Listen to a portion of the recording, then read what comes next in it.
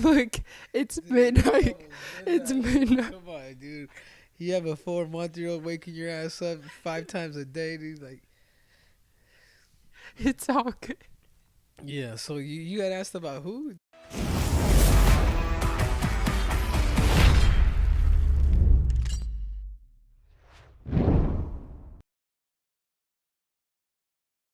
Helen Yee here in Arizona, being joined by everyone's favorite king of cringe, Mr. Triple C, You know, it's everybody's favorite fighter. favorite fighter and now favorite coach too, right? Front runner for coach of the year. Yeah, man. Yeah, we had a little hiccup with the Korean Zombie, but we'll be back.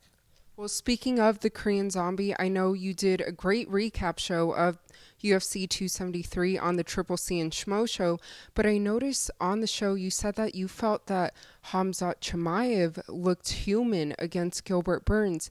In the post-fight press conference, Dana White said that he compares Khamzat's rise to Conor McGregor and Ronda Rousey. Do you agree with that? He has to become champion first. You know, these people it's too early to say that. He has to get past Kobe Covington first and then the Nigerian Nightmare. So that's too premature in my eyes.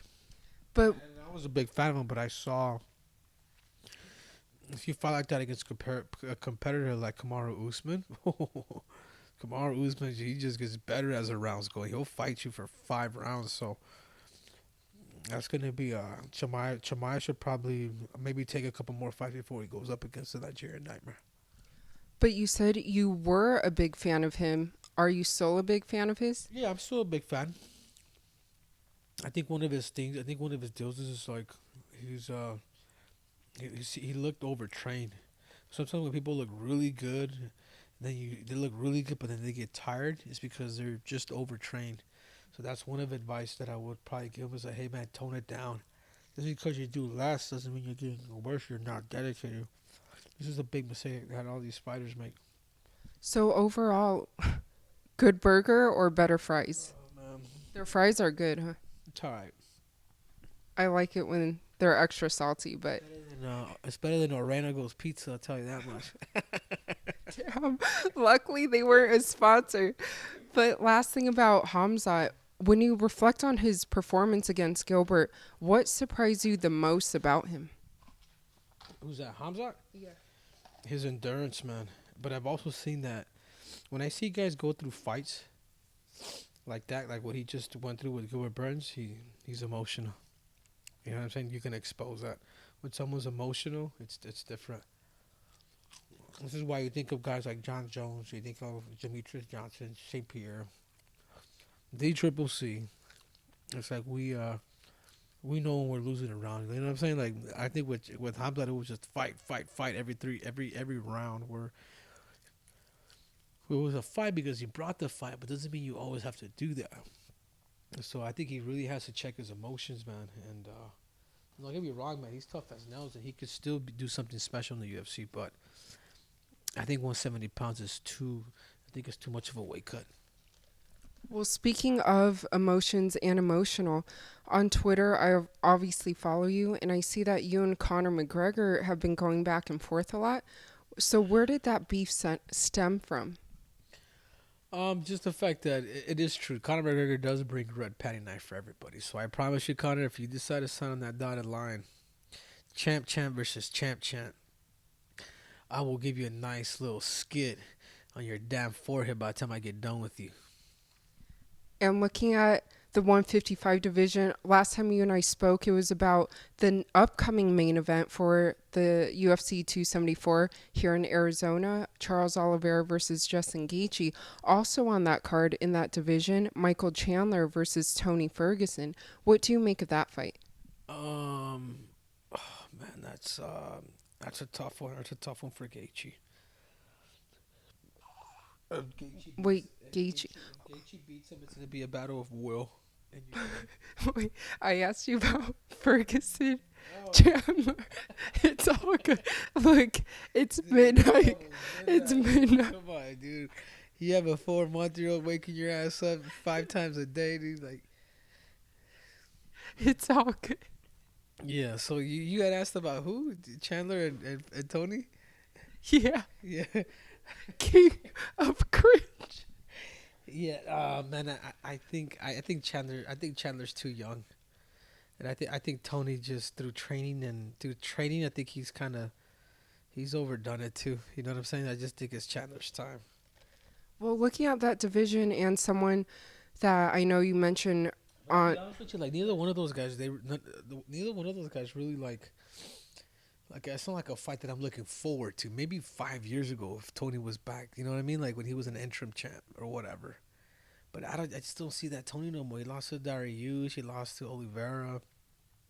He got controlled by all these guys. So I don't know. I'm just tripping out.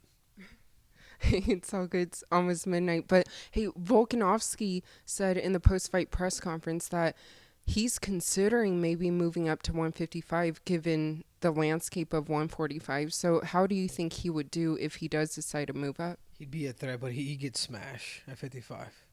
I think he's good. I think he can beat the majority of the guys there. I can see him beating like a Poirier. I can see him beating guys like that, but I can't see him. I can't see him beating like the top five guys. You know what I'm saying? There's fights that will be really good for him. I think there's a lot of good fights for him, but man, you put him against Islam, like those dudes are really big and they know how to grapple, man. Like they're not gonna play this game. He would be in trouble with a guy like that. Yeah, you did tell me before you see Islam as future champ at 155, but He doesn't have the power. His leg kicks, even his leg kicks. Yeah, he catches the guys at 45. They don't do anything. Yeah, they may bruise or whatever. You're gonna need a lot more than that at 155 pounds. Charles Oliveira would eat that dude alive. and lastly, looking at the 185-pound division because of someone that you know very well, Paulo Costa, it looks like Luke Rockhold is interested in fighting him, or what do you think's next for Paulo? I think it's the battle of two freaking models, man. You know, I think the winner should get a contract for Dolce and Gabbana. I think that's what you put on the line. I don't know, man. I don't know what's going on with Paulo. He fights once a year, dude. You know, I haven't talked to him in a minute because I just don't. He trains a lot, but he doesn't fight, man. You know what I mean? I don't know what it is, dude. I don't know how to answer that. I really don't. Oh, so you guys aren't as close anymore. No. I mean, he doesn't. I mean, I'm not fighting. He's not fighting. It's like, you know, it's.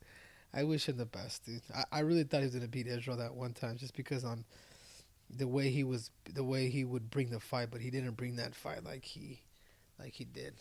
Anyways, every man for himself, dude. Well, I appreciate your time, especially here at midnight. So, for all your fans, what would you like to let them know? I want to let them know that I am the greatest of all time, the greatest combat athlete of all time. Alexander Volkanovski, dude, you don't got to go up to 155 pounds. You don't. You really don't, dude. There's one guy by the name of Triple C, the Olympic champ, the flyweight champ, and the bantamweight champion of the world that wants your fat head on a plate, and I want to eat it live in front of everybody. So I'm calling you out. And the other one is, the winner out of TJ and Aljamain Sterling. They're gonna fight next.